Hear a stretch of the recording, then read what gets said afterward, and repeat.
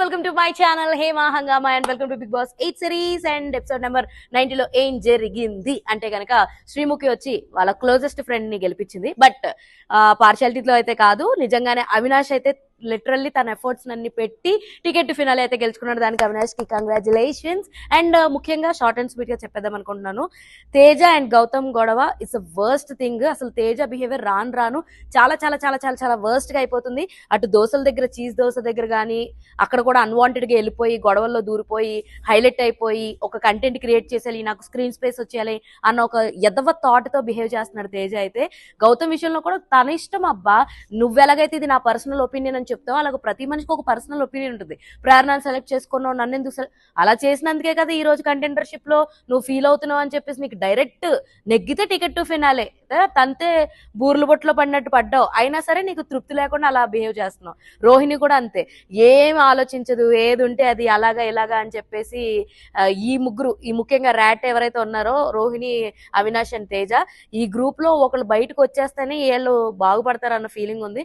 Maximum Teja వచ్చేస్తాడు ఈ week, చూద్దాం. అండ్ ఇంకొకటి ఏంటంటే నిఖిల్ అండ్ పృథ్వీ విషయంలో పృథ్వీ ఒక మంచి పాయింట్ రేస్ చేశాడు. నువ్వు అలా ఎలా ఒప్పుకుంటావు తేజాని అన్నప్పుడు, నువ్వు అఫెండ్ చేయాల్సింది నన్ను కాకపోయినా గౌతమ్ నన్ను చూడాల్సింది కదా, సెకండ్ వచ్చాడు కదా, నువ్వు అలా ఎలా ఒప్పుకుంటావు, దిస్ ఇస్ నాట్ డన్ అని చెప్పేసి మొహం మీద నిఖిల్ కి చెప్పడం నాకు చాలా చాలా బాగా నచ్చింది. అండ్ ఇంకోటి శ్రీముఖి వచ్చిన తర్వాత క్లియర్ గా పృథ్వీని అండ్ విష్ణుని పక్కకు తీసుకెళ్లి ఇలా ఇలా జరుగుతుంది, ఈ 2 వారాలు వదిలేయండి అని చెప్పి వాళ్ళకి సార్ట్ అవుట్ చేయడం జరిగింది అనమాట. సో దాంతో వాళ్ళు డిసైడ్ అయ్యారు, ఈ 2 వారాలు మనం దూరంగా ఉందాం అది ఇది అని చెప్పి డిసైడ్ అయ్యారు. అండ్ వీళ్ళకి ఏమైతే 2 గేమ్లు పెట్టారు, గెస్ ద పిక్చర్ అన్నది పెట్టారు. అందులో నిఖిల్ ఫస్ట్ ఉన్నాడు, నెక్స్ట్ అవినాష్, తర్వాత రోహిణి, లాస్ట్ లో తేజ ఉండటంతో తేజ పక్కకు వచ్చాడు.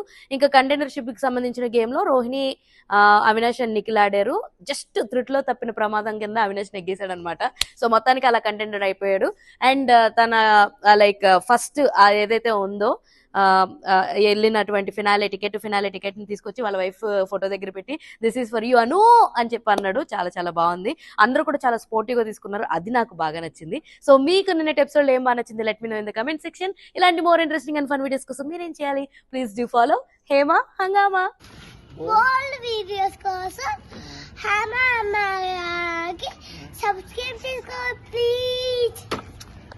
ప్లీజ్ సబ్స్క్రైబ్ చేసుకోండి.